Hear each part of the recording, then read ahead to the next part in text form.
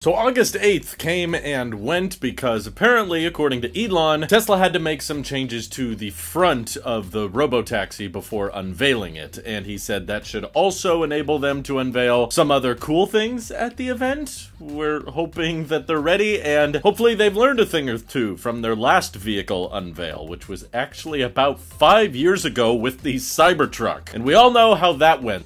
So that's kind of the expectations I hope most people are going into the event with. I'm not trying to say you should watch the event, or if you're one of the lucky people that get invited and get to attend the RoboTaxi Unveil, which is now scheduled for October 10th in Los Angeles. I don't think you should go into it saying, oh, everything's wrong, everything's fake, nothing's really gonna happen. But I do think having that lens of there's gonna be a lot of optimism, and there's gonna be a lot of, this is what we want to deliver if all things go according to plan, and I think that can be valuable, even if timelines aren't necessarily hit, and there could be another delay and delay, just like how there was a delay for the event itself. I still think figuring out what the grand ultimate vision from Tesla is can help us understand where their headspace is at overall. Clearly, from some of the images they've shared in their shareholder deck with how they expect the RoboTaxi app to work, they're clearly thinking about all of the logistics and trying to figure out what the best way is to develop an affordable vehicle that can take you across cities and hopefully get us to a point where taking these little robo-taxis everywhere is actually going to be cheaper than owning a car ourselves. Now, I've expressed my doubts with full self-driving in the past and expressed my skepticism surrounding it, but I'm trying out this new thing where I just kind of believe people, you know? Because sure, there's a lot of things I've doubted in the past, but I never want to be known as the guy publicly or in person that was rooting for failure. I really don't want to be that guy that's known for, oh, he really wants Tesla to fail, or he wants Lucid to fail, even though I've expressed doubts about Tesla and Lucid, and I've had concerns about Rivian in the past too, but I think there's already naturally a lot of skepticism in the world, and a lot of people that apply too much negativity and are just quick to paint anything that they doubt is possible as they're a scam artist or they're lying, when in reality, I think there's just a lot of engineering and a lot of software development in this field that is purely just optimistic. I don't think it's intentionally trying to trick people or scam people out of their money. I do think that Tesla as a brand, as a company, as a whole, really wants to achieve a world in which robo-taxis are becoming more and more commonplace, and a world where we don't have to own vehicles, and you could literally just summon any vehicle to come pick you up at any time and take you where you need to go for a fraction of the price of what it would cost to own a car and either have to fuel it or charge it. And I really hope that at this event they're able to kind of change the trajectory of what I think robotaxis are going to look like, because I've been watching a lot of full self-driving videos over the years from all the biggest FSD review channels, and I got to admit, watching other content creators have it and using it myself, I still have FSD in the car currently, I'm not convinced that, at least with the hardware 3 and hardware 4 in our cars today, that they have the proper visibility in order to become safer than a human. I believe that they can work very effectively in very stoplight-focused cities like Phoenix, Arizona, or San Francisco. In fact, when I visit these places, and I've actually visited both in the past week, I see robotaxis quite commonly with Google Waymo, and what I think Waymo has proven is that regulatory approval is a very long and tedious process, and I think that's probably my most difficult thing to understand with Tesla's goal. I understand they want to have a more generalized approach that doesn't rely on HD maps and could theoretically work everywhere, where you just turn it on and boom, you just launch it in every city across America, but just legally, that's not currently possible. You have to get special permits and all this paperwork and regulations through on a per city basis for robotaxis to actually be legal, and I think that the higher you set the standard at the level of safety, then the longer it's going to take to roll out the software. Let's say, like today, you could launch FSD right now in San Francisco, and it would actually work pretty reliably. Like, it would drive you where you need to go, and you wouldn't have any issues. Well, okay, maybe they could launch it in SF, but because that same stack of code doesn't work all that well in Seattle, they don't launch it in SF either, because their approach is to be generalized and launch it in as many places as possible. Well, if you keep raising the bar, you will keep finding edge cases where it doesn't necessarily work, which is why I hope they maybe address this or acknowledge this at the event. Tesla might actually have to go through the Waymo style style of approach, not necessarily HD mapping or LiDAR, but launching it briefly in a few cities to do test runs. I think it would go a long way if they just launched it at the Boring Tunnel in Las Vegas. That feels like a relatively simple track. It's just a big loop. And just start with that, and then you can work on scaling it up over time, kind of like Tesla Insurance. They couldn't launch that in all 50 states at the same time, but they launched it at each state as they got permitted, and they're taking their time with it. And I'm very grateful they launched it, because I got better rates with Tesla Insurance than anybody else, and if they would have just said, well, we can't launch it everywhere, so let's not launch it at all, I'd be paying more for insurance. But something tells me the RoboTaxi Unveil is going to tell us that they expect to kind of have a one-size-fits-all, like, for the most part, one vehicle that can handle 80 to 90% of drives, and they want it to be aerodynamic and functional, kind of like the images we saw in the Walter Isaacson biography, because they want this one RoboTaxi model to cover the needs and use cases of 90+% of riders. And that means making it aerodynamic so that it can go longer distances, even though that may not technically be the most cost-effective thing to do. Like, I wouldn't be surprised if Waymo has discovered that the vast majority of their rides are only 5 to 10 minutes, and when you're just driving across town and you're not exceeding 45, 55 miles per hour most of the time, going all in on aerodynamics might not actually be that practical. Like, if the vehicle is staying slow, like probably it is in Las Vegas, and it's just driving people to the airport or to the grocery store, having a Zoox-like approach, which is obviously not very aerodynamic, but could sit a lot more people, probably fit a lot higher payload, that might make sense for certain applications. So maybe at this October 10th event, Tesla's going to showcase multiple different models, and one of them, at least what I'm hoping for, is a vehicle that, yes, can be a very effective robotaxi just because it's small and efficient, aerodynamic, but they could also have a path towards actually selling it with a steering wheel and pedals for a much, much lower price. And maybe it has less seats, or maybe it's not the fanciest interior, like no ventilation, or not the best display, and I'm okay with Tesla going cheap with it, because I do think for a lot of potential customers out there, they don't need a fancy car. They don't need a ton of storage space. They just want a commuter vehicle, and maybe just having 2 seats or 2 doors at least with a small back row for those emergency situations where you just need to squeeze 3 to 4 people in a very small car. That I could see a lot of people picking up, especially if Tesla is able to achieve much, much lower pricing, like at $25,000 or less, and making just a super efficient commuter vehicle gets me excited, because I think the entire point behind going electric is to be more efficient, and we haven't quite hit the wall when it comes to how efficient EVs can possibly get. And I would love to see Tesla tackle that more efficient market by using a smaller battery pack and a smaller overall size. That's why I bought the smallest Tesla possible, also with a pretty small battery pack, because I'm all about that efficiency, and I think a lot of people are buying these cars and literally just driving them 30 to 40 miles a day on average. And that's why I get pumped for vehicles like Aptera, because I think utilizing solar tech that allows people to not even have to plug in their car just makes EVs that much more approachable and digestible to people, because a lot of people don't live in houses. They have to park outside or on the street, and they can't plug in their car at night, and having to rely on expensive DC fast charging or have to wait in line at the crazy supercharger situation that's going on in Los Angeles. Yeah, I just went through there, by the way. It is packed all the time. There's so many people that are forced into having to supercharge their Tesla every day because they can't charge from home, and it's not a great situation for the people road tripping. So I'm sorry, even if I get invited to the RoboTaxi event, I'm probably not gonna go. I wish it was happening in the Bay Area. I'm honestly surprised it's not happening in Texas, because that's where Tesla's headquarters are, but I guess they wanted LA and Warner Brothers Studios for some kind of theatrical element. I don't know. The Cybertruck was also unveiled in LA, but if you're a Tesla shareholder, you can link it to your Tesla account, and you have a chance at getting invited to one of these events, which we're now looking at being less than 1 month away. But just keep in mind, everything they announce is most likely aspirational. It may get delayed, but that's okay, because Tesla's attempting to do something that's never really been done before. But at the same time, yeah, they've got a lot of catching up to do with this generalized approach in order to leapfrog Waymo, because Waymo's expanding in more and more cities and locations, and now they have tens of millions of miles done without any drivers. That's pretty dang impressive, so I'm hoping that this RoboTaxi Unveil showcases a different layout of cameras that allows for better visibility than what we're seeing in our Hardware 3 and Hardware 4 vehicles today, especially when it comes to situations with blind corners and stop signs, because that's where I still see the biggest issue with FSD, not being able to see as well as I can on a blind corner or when you need to creep into an intersection. Of course, in a city with lots of stoplights, it's much easier because you just listen to what the lights are doing, but Tesla wants to do much, much more than that. So I'm hoping better camera positioning on the front. Hopefully that's what Elon was referring to, and I'd love to hear your guys' thoughts as well. So comment down below what you're expecting at the October 10th event, and thank you to everybody supporting this channel directly. It seriously helps us out a ton, as does just watching these videos. So thanks again. Have an excellent rest of your day.